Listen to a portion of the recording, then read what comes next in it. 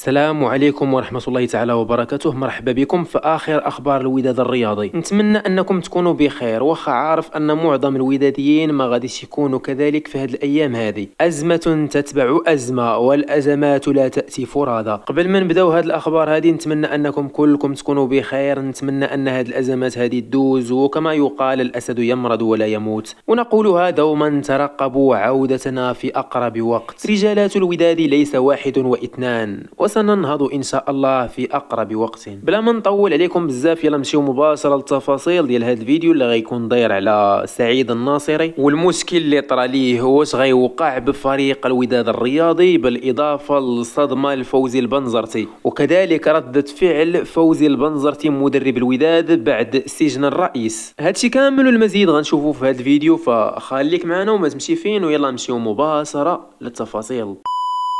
غادي نبداو بهذا الخبر هذا، وهو تلقي الوداد الرياضي صدمة بخصوص فوزي البنزرتي، بحيث أن العصبة الاحترافية لكرة القدم علمات الوداد أنه ممنوع على فوزي البنزرتي الجلوس في دكة البدلاء المباريات القادمة لفريق الوداد الرياضي، وبالضبط 3 المباريات بناء على قرار صادر ضده يعود لمواسم ماضية. البنزرتي كان تلقى عقوبة الإيقاف في موسم 2021 ل6 المباريات، استنزف منها 3 المباريات من اللي رجع للراجا كمدرب، وبهذا فالبنزرتي ما يقدرش انه يكون في المباريات الجايه للوداد في البطوله 3 المباريات، وهذا كيتزاد المشاكل اللي كتدور بفريق الوداد الرياضي في هذه الايام هذه.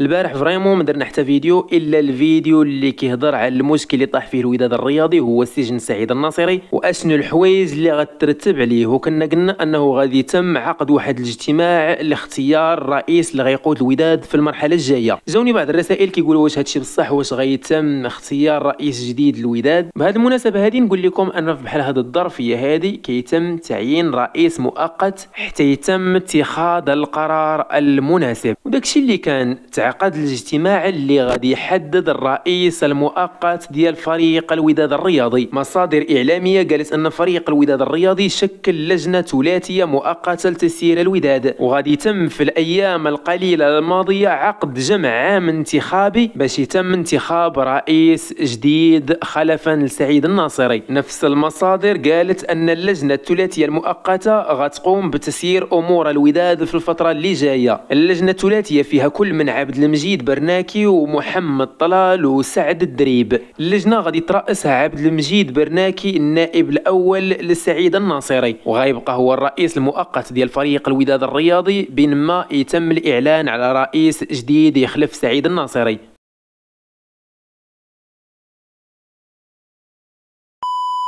خبر آخر هذه المرة من فوزي البنزرتي وكيل أعماله اللي طالبوا بضمانات الاستمرار في تدريب الوداد. مصادر إعلامية قالت أن البنزرتي طالب من المكتب المسير ديال الوداد ودوك الناس اللي تم توكيل مهمة تسيير الوداد ليهم باش يوضحوا ليه الوضع الحالي ديال الوداد بعد إدانة سعيد الناصري وإيداعه بالسجن. تقارير إعلامية قالت أن البنزرتي وكيل أعماله طالبوا المكتب المسير ديال الوداد أنهم يوضحوا الوضع الحالي ديال الوداد بعد ايداع سعيد الناصري للسجن. البنزرتي بغى يعرف الوداد الرياضي من الجانب المالي والاداري في ظل الاستحقاقات اللي كتسنى الفريق، وكان تعاقد الوداد مع البنزرتي في عهده سعيد الناصري اللي جاء خلفا لعادي الرمزي لكي تتحسن النتائج المحليه والقاريه لفريق الوداد الرياضي.